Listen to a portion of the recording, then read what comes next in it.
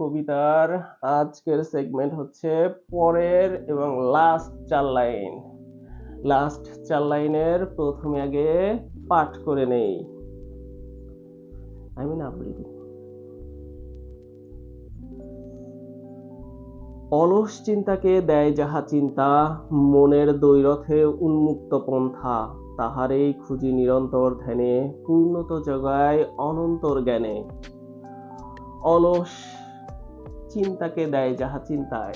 আমি আগের যে সেগমেন্টগুলো বলে আসছি, বিভিন্ন যে বিষয়গুলো সম্বন্ধে জানানোর চেষ্টা করেছি, যে ছোট ছোট যেগুলো দেখতে পাই না, যেগুলো আমাদের দৃষ্টিসীমার মধ্যে আছে, যেগুলো গ্রহ নক্ষত্র অনেক ঊর্ধ্বে অবস্থান করছে, যেগুলো আমাদের হাতের কাছে আছে, ছোট ছোট জিনিসগুলো, সেগুলো থেকে শুরু করে তারপরে হচ্ছে বড় সৃষ্টি, ছোট সৃষ্টি, তাদের ক্রিয়াগুলো, তাদের এই যে সব জিনিসগুলো বিবেচনা করে আমাদের সাধারণ মস্তিষ্কে কি দেয়? চিন্তা দেয় যে ও আচ্ছা, বিষয়গুলো আমাদেরকে কি করে?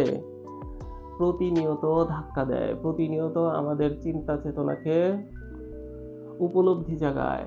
সেই উপলব্ধি জাগানোর থেকেই বলা হয়েছে যে এই যে অলস চিন্তা, আমরা যখন কোনো কাজ করি না, অবসর থাকি, কিন্তু যখন আবার কাজ করতে যাই তখন আবার আমাদেরকে চিন্তা দেয়।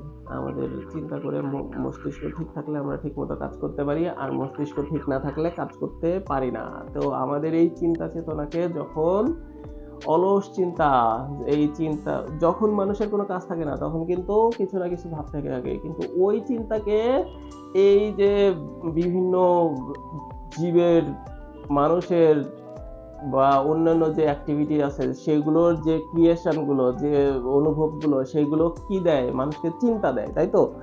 এই অলস চিন্তাকে যাহা দেয় চিন্তা, মনের দ্বৈরথে উন্মুক্ত পন্থা। মনে মনে আমরা সেটাকে চিন্তা ভাবনা করি, মনে মনে আমরা সেটাকে ভাবি।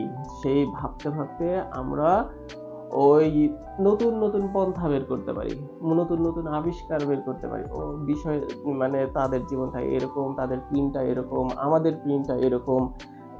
এই যে এই পুরো বিষয়টা কি করে? আমাদের মনের চিন্তা, আমাদের দ্বৈরথের কল্পনার মাধ্যমে, অনুসন্ধানের মাধ্যমে কি করি?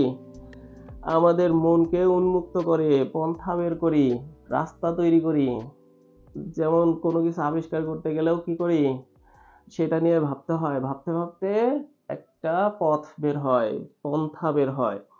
তাহারেই খুঁজি নিরন্তর ধ্যানে। এই বিষয়গুলোই আমরা প্রতিনিয়ত খুঁজছি, ভাবছি, আবিষ্কার করছি। যারা চিন্তাশীল, আবার যারা হচ্ছে সাধারণ জীবিকা অর্জন করে, তারাও কিন্তু নিজেদের জৈবিক যে জিনিসগুলো আছে, খাদ্য সংগ্রহ, বাসস্থান, পোশাক, চিন্তা চেতনা এবং কাজকর্মের মাধ্যমে সেগুলো কি করে? যোগান দিয়ে থাকে তার লাইফে, জীবনে। পূর্ণতা যোগায় অনন্তর জ্ঞানে, পূর্ণতা যোগায় অনন্তর জ্ঞানে। এই যে জ্ঞান বিষয়গুলো, সেগুলো হচ্ছে কি? অনন্ত বিষয়গুলোকে আমাদের মধ্যে আনতে হয়। যেমন আমি এখন বর্তমান কালে আছি। আমার জীবন কোত্থেকে শুরু হয়েছে? মানে আমার জীবন না, মানব জীবনের ইতিহাস সেই অনন্তকাল থেকে আমার পর্যন্ত পৌঁছাইছে, এবং আমার জীবন থেকে নেক্সটে ভবিষ্যতে কোন পর্যন্ত যাবে আমি জানি? অনন্তকাল যাবে। তাহলে অনন্তকাল থেকে আমার পর্যন্ত, আমার থেকে অনন্তকাল পর্যন্ত, এই যে অনন্তকাল, আমাদের পূর্বে যা কিছু ঘটে গেছে সেই বিষয়গুলো তো আমাদের জানতে হয়, এবং ভবিষ্যতে কি ঘটবে সেই বিষয়গুলো আমাদের জানতে হয়। এই যে অনন্তকালের যে বিষয়গুলো, সেই বিষয়গুলো আমার মধ্যে ধারণ করে আমি ওই জিনিসগুলোকে থেকে কোনটা আমার করণীয়, কোনটা আমার করণীয় না, কোন জিনিসটা করলে ভালো হবে, কোন জিনিসটা করলে খারাপ হবে, কোনটা আমার গ্রহণ করা উচিত, কোনটা আমার বর্জন করা উচিত, এই যে বিষয়গুলো, এইগুলোই হচ্ছে আমাদের কি? জ্ঞানের বিষয়।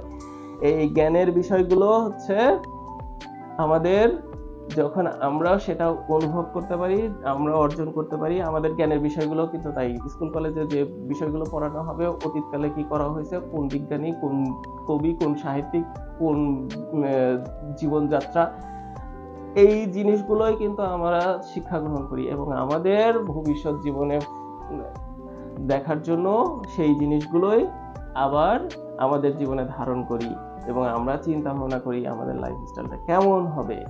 এটাই হচ্ছে আমার অনুরণন কবিতার লাস্ট লাইন ছিল। দেখছেন আমার কত বুদ্ধি। ওকে, আল্লাহ হাফেজ।